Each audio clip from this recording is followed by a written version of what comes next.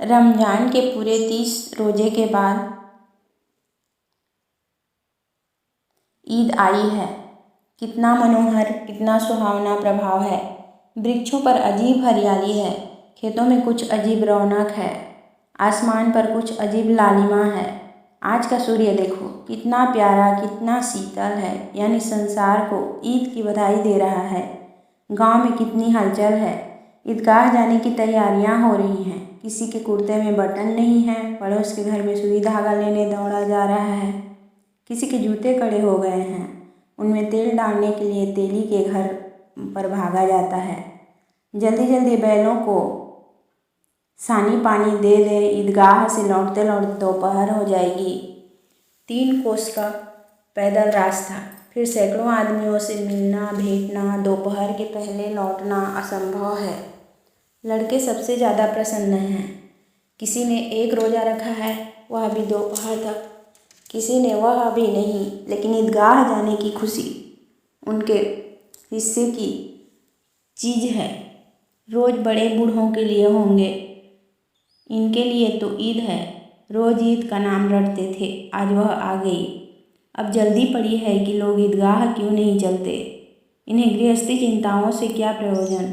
सेवैयाँ के लिए दूध और शक्कर घर में नहीं है या नहीं, इनकी बला से यह तो सेवैयाँ खाएंगे। वह क्या जाने कि अब्बा जान क्यों बदमाश चौधरी कायम अली के घर दौड़े जा रहे हैं।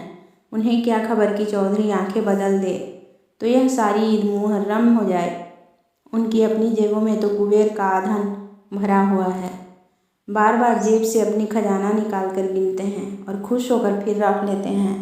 महमूद गिनता है, 1, 2, 10, 12, उसके पास 12 पैसे हैं। मोहसिन के पास 1, 2, 3, 8, 9, 15 पैसे हैं। इन्हीं अनगिनत पैसों में अनगिनत चीज़ें लाएंगे, खिलौने, मिठाइयाँ, बिगुल, गेंद और जाने क्या क्या। और सबसे ज़्यादा प्रसन्न है हामिद, वह 4-5 साल का लड़का, गरीब सूरत, दुबला पतला लड़का, जिसका बाप गत वर्ष हैजे की भेंट हो गया और माँ न जाने क्यों पीली होती होती एक दिन मर गई। किसी को पता क्या बीमारी है, कहती तो कौन सुनने वाला था। दिल पर जो कुछ बीतती थी वह दिल में ही सहती थी, और जब न सहा गया तो संसार से विदा हो गई। जब हमीद अपनी बूढ़ी दादी अमीना की गोद में सोता है और उतना ही प्रसन्न है। उसके अब्बा जान रुपये कमाने गए हैं, बहुत सी थैलियाँ लेकर आएंगे। अम्मी जान अल्लाह मियाँ के घर से उसके लिए बड़ी अच्छी अच्छी चीज़ें लाने गई हैं, इसलिए हामिद प्रसन्न है। आशा तो एक बड़ी चीज़ है, और फिर बच्चों की आशा, उनकी कल्पना तो राई का पर्वत बना लेती है। हामिद के पाँव में जूते नहीं हैं, सिर पर एक पुरानी पुरानी टोपी है जिसका गोटा काला पड़ गया है। फिर भी वह प्रसन्न है। जब उसके अब्बा जान थैलियों और अम्मी जान नियमतें लेकर आएंगी तो वह दिल से अरमान निकाल लेगा। तब देखेगा मोहसिन, नूरे और सम्मी कहाँ से उतने पैसे निकालेंगे। अभागिन अमीना अपनी कोठरी में बैठी रो रही है। आज ईद का दिन है, उसके घर में दाना नहीं है। आज आबिद होता तो क्या इस तरह ईद आती और चली जाती। इस अंधकार और निराशा में वह डूबी जा रही है। किसने बुलाया था इस निगोड़ी ईद को। इस घर में उसका काम नहीं, लेकिन हामिद, उसे किसी के मरने जीने से क्या मतलब। उसके अंदर प्रकाश है, बाहर आशा विपत्ति अपना सारा दल बल लेकर आए। हामिद की आनंद भरी चितवन उसका विध्वंस कर देगी। हामिद भीतर जाकर दादी से कहता है, तुम डरना नहीं अम्मा, मैं सबसे पहले आऊँगा, बिल्कुल न डरना। अमीना का दिल कचोट रहा है। गांव के बच्चे अपने अपने बाप के साथ जा रहे हैं। हामिद का बाप अमीना के सिवाय और कौन है। उसे अकेले कैसे मेले जाने दे। उस भीड़ भाड़ से बच्चा कहीं खो जाए तो क्या हो। नहीं, अमीना उसे यूँ न जाने देगी। नन्ही सी जान 3 कोस चलेगा कैसे, पैर में छाले बढ़ जाएंगे, जूते भी तो नहीं हैं। वह थोड़ी थोड़ी दूर पर उसे गोद में ले लेती, लेकिन यहाँ सेवैया कौन पकाएगा। पैसे होते तो लौटते लौटते जब सब सामग्री जमा करके चटपट बना लेती। यहाँ तो घंटे चीज़ें जमा करते लगेंगे। मांगे का ही तो भरोसा ठहरा। उस दिन फहीमन के कपड़ा सिले थे, 8 आने पैसे मिले थे। उस अठन्नी को ईमान की तरह बचाती चली आती थी इसी ईद के लिए। लेकिन कल ग्वालन सिर पर सवार हो गई तो क्या करती। हामिद के लिए कुछ नहीं है तो 2 पैसे का दूध तो चाहिए ही। अब तो कुल 2 आने पैसे बच रहे हैं। 3 पैसे हामिद की जेब में, 5 अमीने के बटुए में। यही तो बिसात है और ईद का त्यौहार। अल्लाह ये बेड़ा पर लगाए। धोबन और नाइन और मेहतराइन और चूड़ीहारिन सभी तो आएंगी। सभी को सेवइयाँ चाहिए और थोड़ा किसी को आँखों नहीं लगता। किस किस से मुँह चुराएंगी। और मुँह क्यों चुराएं, साल भर का त्यौहार है। ज़िंदगी खैरियत से रहे, उनकी तकदीर भी तो उसी के साथ है।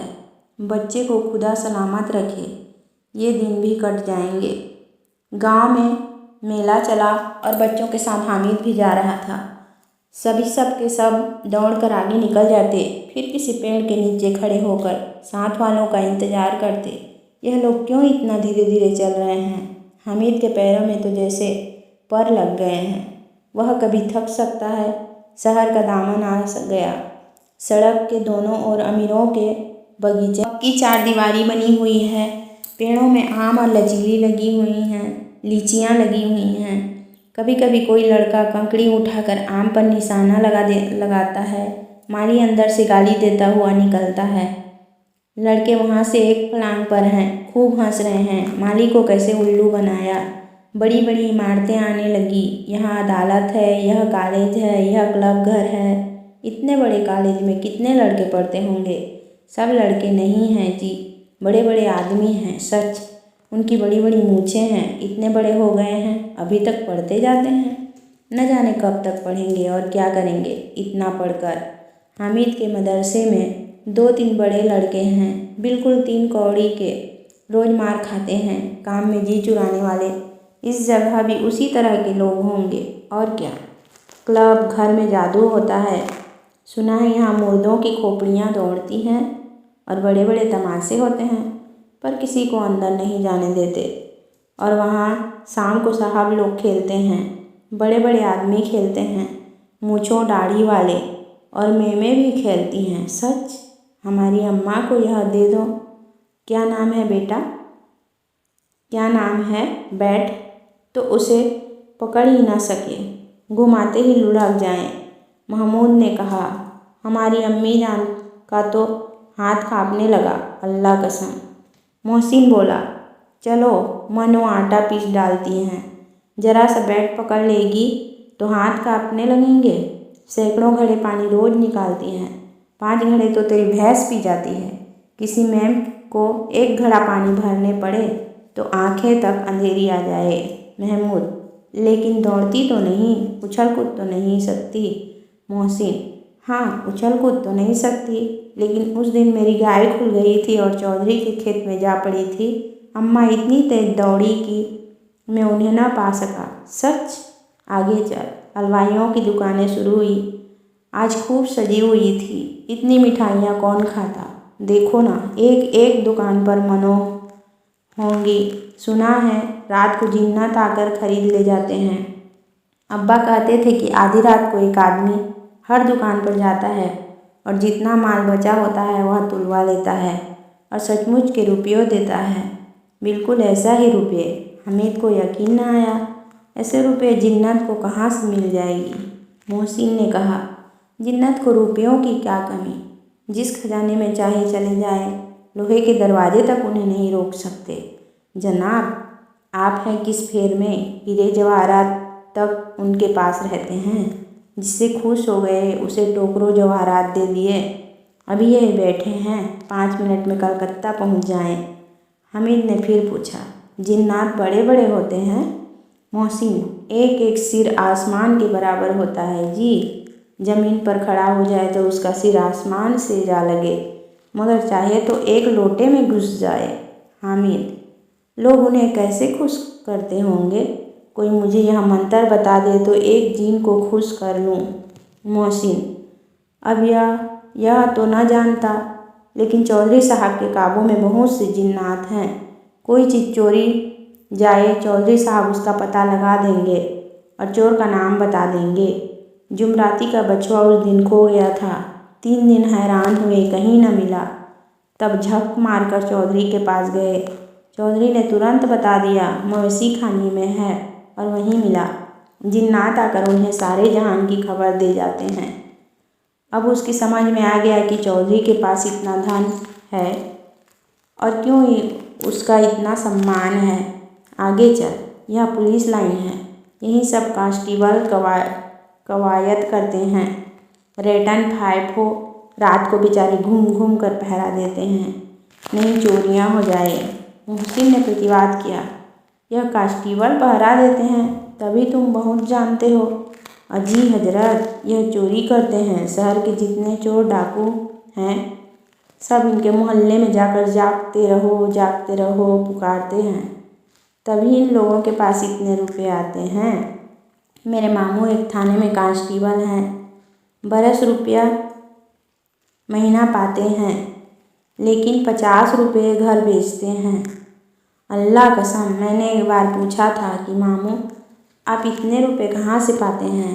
हंसकर कहने लगे, बेटा अल्लाह देता है। फिर आप ही बोलो, हम लोग चाहें तो एक दिन में लाखों मार लाएं। हम तो इतना ही लेते हैं जिसमें अपनी बदनामी ना हो और नौकरी ना चली जाए। हामिद ने पूछा, यह लोग चोरी करवाते हैं तो कोई इन्हें पकड़ता नहीं? मोहसिन उसकी नादानी पर दया दिखाकर बोला, अरे पागल, इन्हें कौन पकड़ेगा? पकड़ने वाले तो यह लोग खुद हैं, लेकिन अल्लाह इन्हें सज़ा भी खूब देता है। हराम का माल हराम में जाता है। थोड़े ही दिन हुए, मामू के घर में आग लग गई, सारी लेई पूंजी जल गई, एक बर्तन तक न बचा। कई दिन पेड़ के नीचे सोए, अल्लाह कसम पेड़ के नीचे फिरन जाने कहाँ से। 100 कर्ज लाए तो बर्तन भाड़े आए। हामिद 100 तो 50 से ज़्यादा होते हैं। कहाँ 50, कहाँ 100? 50 एक थैली भर होता है, 100 तो 2 थैलियों में भी ना आए। अब बस्ती घनी होने लगी, ईदगाह जाने वालों की टोलियां नजर आने लगी, एक से एक भड़कीले वस्त्र पहने हुए, कोई इक्के टांगे पर सवार, कोई मोटर पर, सभी इत्र में बसे, सभी के दिलों में उमंग। ग्रामीणों का यह छोटा सा दल अपनी विपन्नता से बेखबर, संतोष और धैर्य में मगन चला जा रहा था। बच्चों के लिए नगर की सभी चीज़ें अनोखी थी, जिस चीज़ की ओर ताकते ताकते ही रह जाते और पीछे से आने की आवाज़ होने पर भी न चिपते। हामिद तो मोटर के नीचे जाते जाते बचा।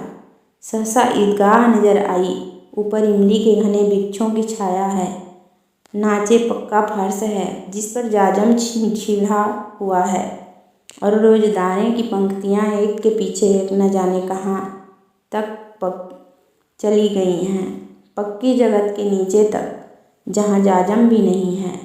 नए आने वाले आकर पीछे की कतार में खड़े हो जाते हैं। आगे जगह नहीं है। यहाँ कोई धन और पद नहीं देखता। इस्लाम की निगाह में सब बराबर हैं। इन ग्रामीणों ने भी वजू किया और पिछली पंक्ति में खड़े हो गए। कितना सुंदर संचालन है, इतनी सुंदर व्यवस्था। लाखों सिर एक साथ सिजदे में झुक जाते हैं, फिर सब के सब एक साथ खड़े हो जाते हैं, एक साथ झुकते हैं और एक साथ खड़े हो जाते हैं, एक साथ खड़े हो जाते हैं, एक साथ झुकते हैं और एक साथ झुकते हैं। कई बार यही क्रियाएं होती है, जैसे बिजली की लाखों बत्तियां एक साथ प्रदीप्त हों और एक साथ बुझ जाए और यही क्रम चलता रहे। कितना अपूर्व दृश्य था, जिसकी सामूहिक क्रियाएं विस्तार और अनंतता हृदय को श्रद्धा, गर्व और आत्मानंद से भर देती थी। मानव भातृत्व का एक सूत्र इन समस्त आत्माओं को एक लड़ी में पिरोए हुए हैं। नमाज खत्म हो गई, लोग आपस में गले मिल रहे हैं। तब मिठाई और खिलौनों की दुकान पर धावा होता है। ग्रामीणों का यह दल इस विषय में बालकों से कम उत्साही नहीं है। यह देखो हिंडोला है, 1 पैसे देकर चढ़ जाओ, कभी आसमान पर जाते हुए मालूम होंगे, कभी जमीन पर गिरते हुए। यह चरखी है, लकड़ी के हाथी, घोड़े, ऊँट छड़ों में मटके हुए हैं। 1 पैसा देकर बैठ जाओ, 25 चक्करों का मजा लो। महमूद और मोहसिन और नूरे और सम्मी इन घोड़ों और ऊँटों पर बैठते हैं। हामिद दूर खड़ा है, 3 ही पैसे तो उसके पास हैं। अपने कोष का 1/3 जरा सा चक्कर खाने के लिए नहीं दे सकता। सब चरखियों से उतरते हैं, अब खिलौना लेंगे। अधर दुकानों की कतार लगी हुई है, तरह तरह के खिलौने हैं, सिपाही और गुजरियाँ, राज और वकी, भिश्ती और धोबिन और साधु। वह सुंदर खिलौने हैं, अब बोला ही चाहते हैं। महमूद सिपाही लेता है, खाकी वर्दी और लाल पगड़ी वाला, कंधे पर बंदूक रखे हुए मालूम होता है, अभी कवायद किए चला आ रहा है। मोहसिन को भिश्ती पसंद आया, कमर झुकी हुई है, ऊपर मशक रखे हुए हैं, मशक का मुंह एक हाथ से पकड़े हुए हैं, इतना प्रसन्न है, शायद कोई गीत गा रहा है, बस मशक के पानी अड़ेला ही चाहता है। नूरे को वकील से प्रेम है, कैसी विद्वता है उसके मुख पर, काला चोंगा, नीचे सफ़ेद अचकन, अचकन के सामने की जेब में घड़ी, सुनहरी जंजीर, एक हाथ में कानून का पौधा लिए हुए, मालूम होता है अभी किसी अदालत से जिरह या बहस किए चले आ रहे हैं। यह सब 2-2 पैसे के खिलौने हैं। हामिद के पास कुल 3 पैसे हैं, इतने महंगे खिलौने वह कैसे ले? खिलौना कहीं हाथ से छूट पड़े तो चूर चूर हो जाए, जरा पानी पड़े तो सारा रंग धुल जाए। ऐसे खिलौने लेकर वह क्या करेगा, किस काम के? मोहसिन कहता है, मेरा भिश्ती रोज पानी दे जाएगा सांझ सवेरे। महमूद, और मेरा सिपाही घर का पहरा देगा, कोई चोर आएगा तो फौरन बंदूक से कर देगा। नूरे, और मेरा वकील खूब मुकदमा लड़ेगा। सम्मी, और मेरी धोबिन रोज कपड़े धोएगी। हामिद खिलौनों की निंदा करता है, मिट्टी ही के तो हैं, गिरे तो चकनाचूर हो जाएं, लेकिन ललचाई हुई आंखों से खिलौनों को देख रहा है और चाहता है कि जरा देर के लिए उन्हें हाथ में ले सकता। उसके हाथ अनायास ही लपकते हैं, लेकिन लड़के इतने त्यागी नहीं होते हैं, विशेषकर जब अभी नया शौक है। हामिद ललचता रह जाता है। खिलौनों के बाद मिठाइयाँ आती हैं। किसी ने रेवड़ियाँ ली है, किसी ने गुलाब जामुन, किसी ने सोहन हलवा, मज़े से खा रहे हैं। हामिद बिरादरी से पृथक है। अभागे के पास 3 पैसे हैं, क्यों नहीं कुछ लेकर खाता? ललचाई आँखों से सबक और देखता है, सबके ओर देखता है। मोहसिन कहता है, हामिद रेवड़ी ले जा, कितनी खुशबूदार है। हामिद को संदेह हुआ, ये केवल क्रूर विनोद है। मोहसिन इतना उदार नहीं है, लेकिन यह जानकर भी वह उसके पास जाता है। मोहसिन दोने से एक रेवड़ी निकाल कर हामिद की ओर बढ़ाता है। हामिद हाथ फैलाता है, मोहसिन रेवड़ी अपने मुख में रख लेता है। महमूद, नूरे और सम्मी खूब तालियां बजा बजा कर हंसते हैं। हामिद खिसिया जाता है। मोहसिन, अच्छा अब की ज़रूर देंगे हामिद, अल्लाह कसम ले जा। हामिद, रखे रहो, क्या मेरे पास पैसे नहीं हैं? सम्मी, 3 ही पैसे तो हैं, 3 पैसे में क्या क्या लोगे? महमूद, हमसे गुलाब जामुन ले जाओ। हामिद, मोहमिन बदमाश है। हामिद, मिठाइयाँ कौन बड़ी नेमत हैं, किताब में इसकी कितनी बुराइयाँ लिखी है। मोहसिन, लेकिन दिन में कह रहे हो गे कि मिले तो खा ले, अपने पैसे क्यों नहीं निकालते? महमूद, इस समझते हैं इसकी चालाकी, अब हमारे सारे पैसे खर्च हो जाएंगे तो हमें ललचा ललचा कर खाएगा। मिठाइयों के बाद कुछ दुकानें लोहे की चीज़ों की, कुछ गिलट और कुछ नकली गहनों की। लड़कों के लिए यहाँ कोई आकर्षण न था, वे सब आगे बढ़ जाते हैं। हामिद लोहे की दुकान पर रुक जाता है। कई चिमटे रखे हुए थे। उसे ख्याल आया, दादी के पास चिमटा नहीं है। तवे से रोटियां उतारती हैं तो हाथ जल जाता है।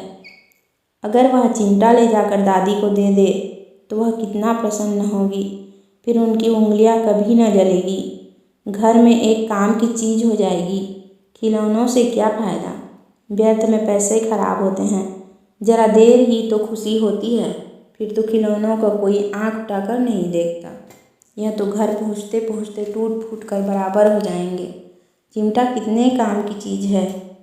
रोटियां तवे से उतार लो, चूल्हे में सेक लो, कोई आग मांगने आए तो चटपट चूल्हे से आग निकाल कर उसे दे दो। अम्मा बेचारी तो कहाँ फुर्सत है कि बाजार आए, और इतने पैसे ही कहाँ मिलते हैं, रोज हाथ जला लेती है। हामिद के साथी आगे बढ़ गए। सबील पर सब के सब शरबत पी रहे हैं। देखो सब कितने लालची हैं, इतना मिठाइयाँ ली, मुझे किसी ने एक भी न दी। उस पर कहते हैं मेरे साथ खेलो, मेरा यह काम करो। अब अगर किसी ने कोई काम करने की कहा तो पूछूंगा, खाए मिठाइयाँ, आप मुँह सड़ेगा, फोड़े फुंसियाँ निकलेगी, आप ही जबान चटोरी हो जाएगी। तब घर से पैसे चुराएंगे और मार खाएंगे। किताब में झूठी बातें थोड़े ही लिखी है, मेरी जबान क्यों खराब होगी। अम्मा चिमटा देखते ही दौड़कर मेरे हाथ से ले लेगी और कहेगी, मेरा बच्चा अम्मा के लिए चिमटा लाया है, कितना अच्छा लड़का है। इन लोगों के खिलौने पर कौन इन्हें दुआएं देगा। बड़ों का दुआएं सीधे अल्लाह के दरबार में पहुंचती है और तुरंत सुनी जाती है। मैं भी इनसे मिजाज क्यों सहूं। मैं गरीब सही, किसी से कुछ मांगने तो नहीं जाते हैं। आखिर अब्बा जान कभी न कभी आएंगे, अम्मा भी आएगी ही। फिर इन लोगों से पूछूंगा, कितने खिलौने लोगे। एक एक को टोकरियों खिलौना दूं और दिखा हूँ कि दोस्तों के साथ इस तरह का सलूक किया जाता है। यह नहीं कि एक पैसे की रेवड़ियाँ ली तो चिढ़ा कर खाने लगे। सब के सब हंसेंगे कि हामिद ने चिमटा लिया है। हंसे मेरी बला से। उसने दुकानदार से पूछा, यह चिमटा कितने का है। दुकानदार ने उसकी ओर देखा और कोई आदमी सामना देखकर कहा, तुम्हारे काम का नहीं है जी। बिकाऊ है कि नहीं। बिकाऊ क्यों नहीं है, और यहाँ क्यों लाद लाए हैं, तो बताते क्यों नहीं। कै पैसे का है। 6 पैसे लगेंगे। हामिद का दिल बैठ गया। ठीक 5 पैसे लगेंगे, लेना हो तो लो, नहीं चलते बनो। हामिद ने कलेजा मजबूत करके कहा, 3 पैसे लोगे। यह कहता हुआ वह आगे बढ़ गया कि दुकानदार की घुड़कियाँ न सुने। लेकिन दुकानदार ने घुड़कियाँ नहीं दी, बुलाकर चिमटा दे दिया। हामिद ने उसे इस तरह कंधे पर रखा मानो बंदूक है और शान से अगड़ता हुआ संगियों के पास आया। जरा सुनो सब के सब क्या क्या आलोचनाएं करते हैं। मोहसिन ने हंसकर कहा, यह चिमटा क्यों लाया पगले, इसे क्या करेगा। हामिद ने चिमटे को ज़मीन पर पटक कर कहा, जरा अपना भिश्ती ज़मीन पर गिरा दो, सारी पसलियाँ चूर चूर हो जाएं। बचा की। महमूद बोला, तो यह चिमटा कौन खिलौना है। हामिद, खिलौना नहीं, अभी कंधे पर रखा बंदूक हो गई, हाथ में ले लिया फकीरों का चिमटा हो गया। चाहूँ तो इससे मजीरे का काम ले सकता हूँ। एक चिमटा जमा दूँ तो तुम लोगों के सारे खिलौनों की जान निकल जाए। तुम्हारे खिलौने कितने ही जोर लगाए, मेरे चिमटे का बाल भी बांका नहीं कर सकते। मेरा बहादुर शेर है चिमटा। सम्मी ने खंजरी ली थी, प्रभावित होकर बोला, मेरी खंजरी से बदलोगे, 2 आने की है। हामिद ने खंजरी की ओर उपेक्षा से देखा। मेरा चिमटा चाहो तो तुम्हारी खंजरी का पेट फाड़ डाले, बस एक चमड़े की झिल्ली लगा दी। ढब ढब बोलने लगी, जरा सा पानी लग जाए तो खत्म हो जाए। मेरा बहादुर चिमटा आग में, पानी में, आंधी में, तूफान में बराबर डटा खड़ा रहेगा। चिमटे ने सभी को मोहित कर लिया। अब पैसे किसके पास धरे हैं। फिर मेले से दूर निकल आए हैं। 9 कब बज गए, धूप तेज हो रही है, घर पहुंचने की जल्दी हो रही है। बाप से जिद भी करें तो चिमटा नहीं मिल सकता। हामिद है बड़ा चालाक, इसलिए बदमाश ने अपने पैसे बचा रखे थे। अब बालकों के 2 दल हो गए। मोहसिन, मोहम्मद, सम्मी और नूरे एक तरफ हैं, हामिद अकेला दूसरी तरफ। शास्त्रार्थ हो रहा है। सम्मी तो विधर्मी आ गया, दूसरे पक्ष से जामिला। लेकिन मोहनी, महमूद और नूरे भी हामिद से 1-1, 2-2 साल बड़े होने पर भी हामिद के आघातों से आतंकित हो उठे हैं। उसके पास न्याय का बल है और नीति की शक्ति। एक ओर मिट्टी है, दूसरी ओर लोहा, जो इस वक्त अपने फौलाद अपने को फौलाद कह रहा है, वह अजेय है, घातक है। अगर कोई शेर आ जाए, मियाँ भिश्ती के छक्के छूट जाए, जो मियाँ सिपाही मिट्टी की बंदूक छोड़कर भागे, वकील साहब की नानी मर जाए, चोगे में मुंह छिपाकर जमीन पर लेट जाए, मगर यह चिमटा, यह बहादुर, यह रुस्तम में हिंद लपक कर शेर की गर्दन पर सवार हो जाएगा और उसकी आंखें निकाल लेगा। मोहसिन ने एड़ी चोटी का जोर लगाकर कहा, अच्छा, पानी तो नहीं भर सकता।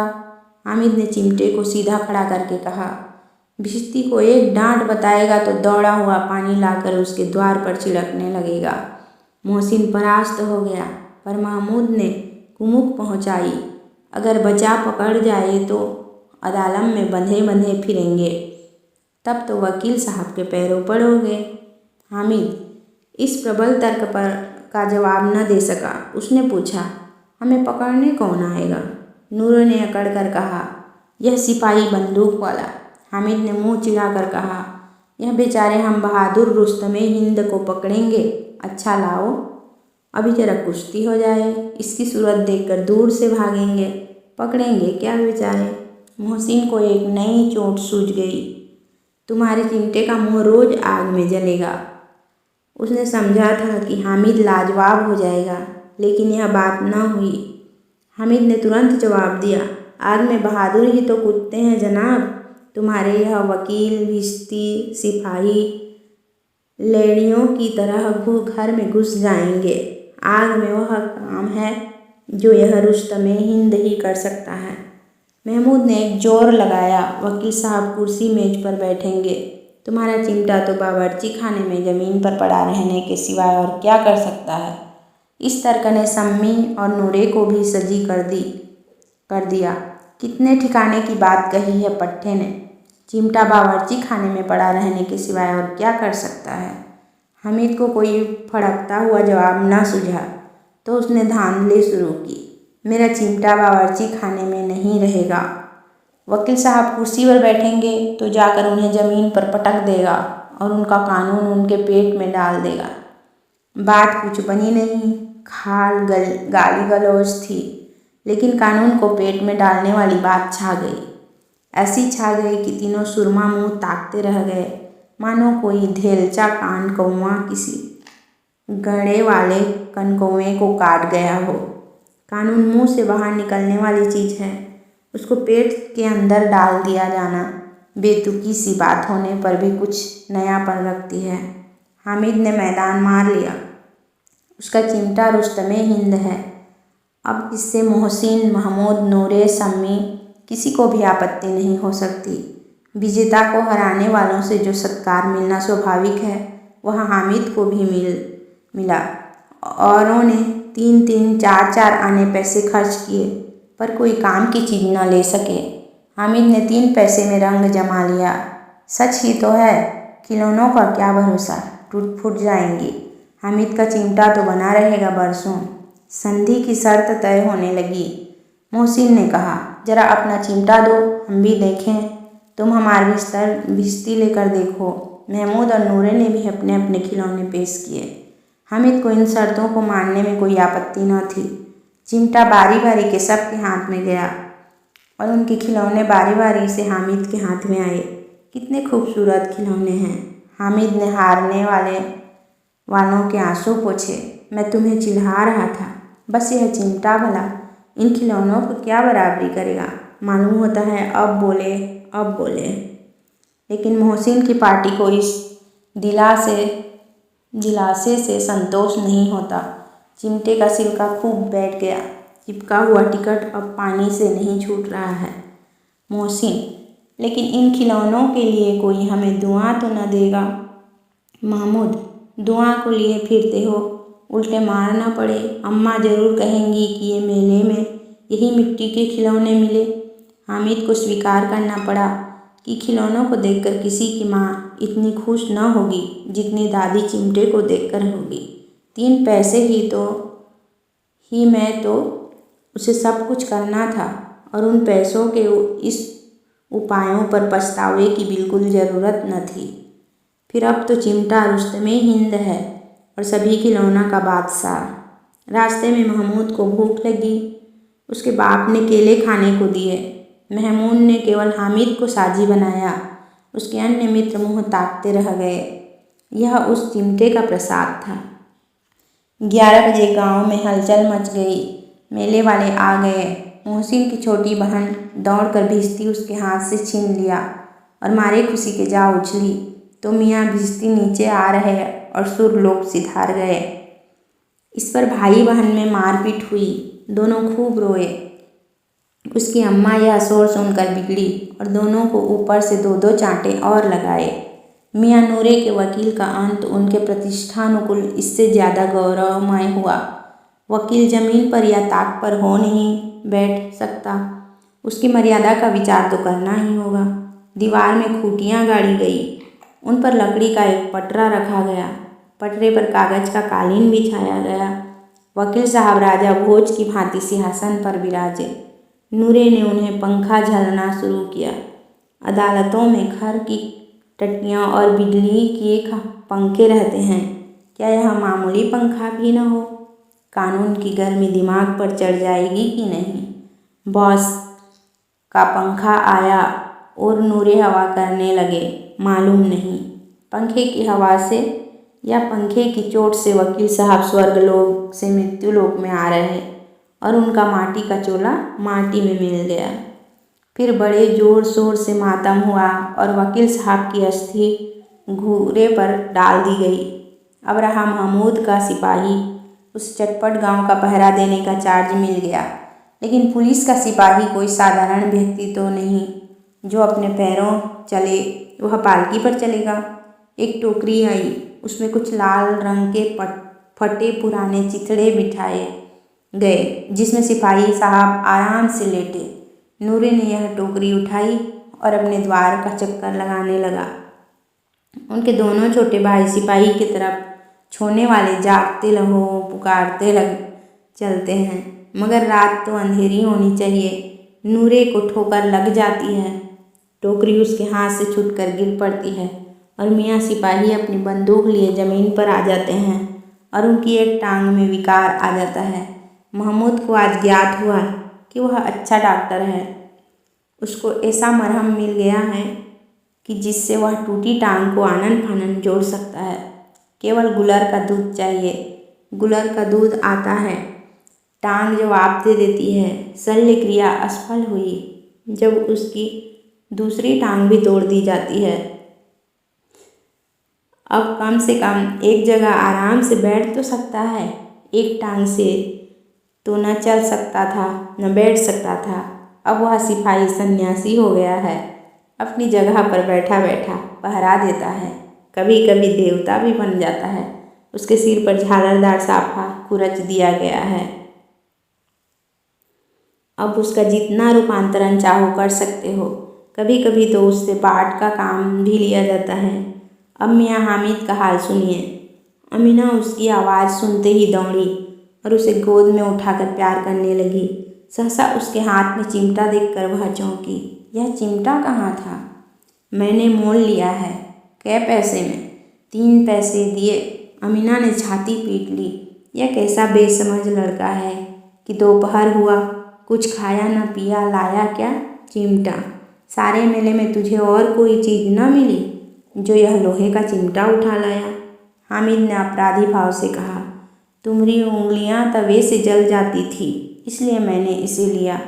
बुढ़िया का क्रोध तुरंत स्नेह में बदल गया और स्नेह भी वह नहीं जो प्रगल्भ होता है और अपनी सारी कसक शब्दों में बिखेर देता है। यह मुक्त स्नेह था, खूब ठोस रस और स्वाद से भरा हुआ। बच्चे में कितना त्याग, कितना सद्भाव और कितना विवेक है। दूसरों को खिलौने लेते और मिठाइयाँ खाते देखकर इसका मन कितना ललचाया होगा। इतना जब्त इससे हुआ कैसे? वहाँ भी इसे अपनी बूढ़िया दादी की याद बनी रही। अमीना का मन गदगद हो गया। और अब एक बड़ी विचित्र बात हुई। हामिद के इस चिमटे से भी विचित्र। बच्चे हामिद ने बूढ़े हामिद का पाठ खेला था। बुढ़िया अमीना बालिका अमीना बन गई। वह रोने लगी। दामन फैलाकर हामिद को दुआएं देती जाती थी और आंसू की बड़ी बड़ी बूंदें गिराती जाती थी। हामिद इसका रहस्य क्या समझता।